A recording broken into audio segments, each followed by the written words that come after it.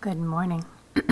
Today's story is called A Dream of Heaven, and it's based on the book of Revelation, which is the very last book in the Bible, and it's written by a man called John, who was one of Jesus' disciples. And so we're going to find out what happens to him in a dream that he had. John was one of Jesus' helpers. He was old now and living on an island, which might sound nice, except it was a prison. The leaders put him there to stop him from talking about Jesus. You know, we've heard a lot of different times when people were trying to get people to stop talking about Jesus, right? But I'm sure you don't think a little thing like being in a cell, in a prison, on an island in the middle of the ocean would stop God's plan, do you? One morning, Jesus appeared right there in John's cell. And a cell is a room in a prison where they keep prisoners. Jesus' eyes were bright and shining like the sun. "I'm going to show you a secret, John," Jesus said, "about when I come back." His voice was like the sound of rushing water. "Write down what you see so God's children can read it and wait with happy excitement." And so this dream that John had is how we got the book of Revelation. All the things that John saw in his dream are what he wrote down in the book of Revelation. When Jesus came, gave John a beautiful dream, except John was wide awake, and what he saw was real, and one day it would all come true. Sometimes that's called a vision. I see a throne, and on the throne is a king, and the king is Jesus. All around the throne, people are bowing down. They are giving him their treasures. There are loud cheers, clapping and bright laughter, like 1,000 waterfalls, and everyone bursts out singing a new song. This is our new king, the Lamb of God who died, so we don't have to. Our rescuer, all honor and glory forever and ever, and every creature everywhere, in heaven and on earth, and under the earth and in the sea, joins in. And then, from all around, a wide, immense, beautiful silence. And I see Satan, the devil, God's terrible enemy, thrown down and defeated.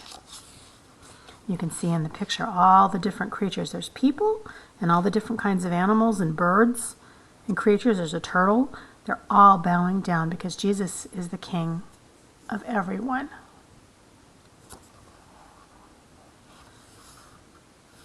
I see a sparkling, shimmering city in the sky, glittering and glowing, coming down from heaven, and from the sky, heaven is coming down to earth.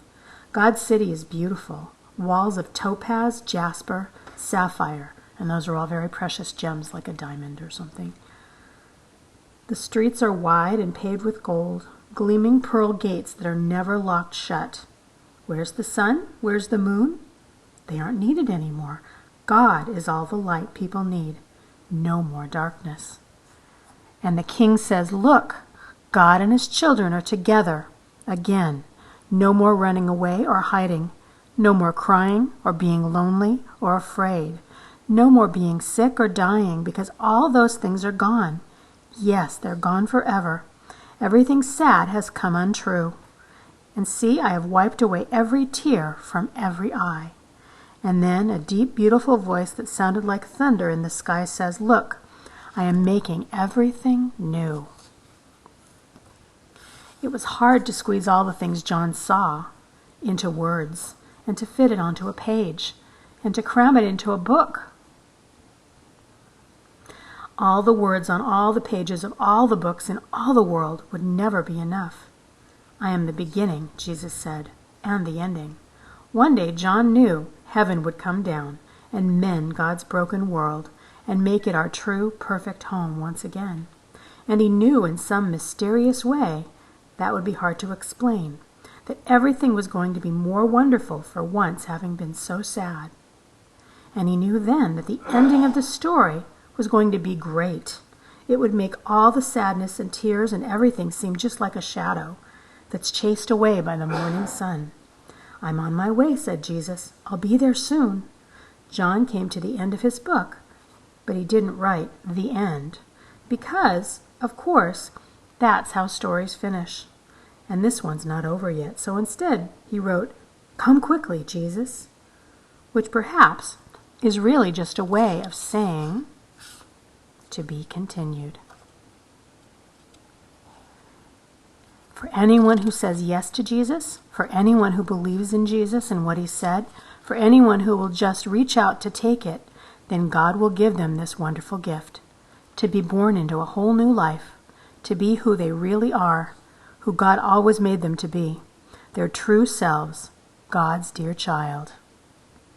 Because you see, the most wonderful thing about this story is that it's your story too. And that really is the most wonderful thing. All this description is about what's going to happen when Jesus comes back and when we all go to heaven. But even right now, we can start living for Jesus and we can experience his love and his power in our lives.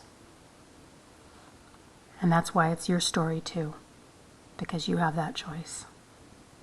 Have a wonderful day.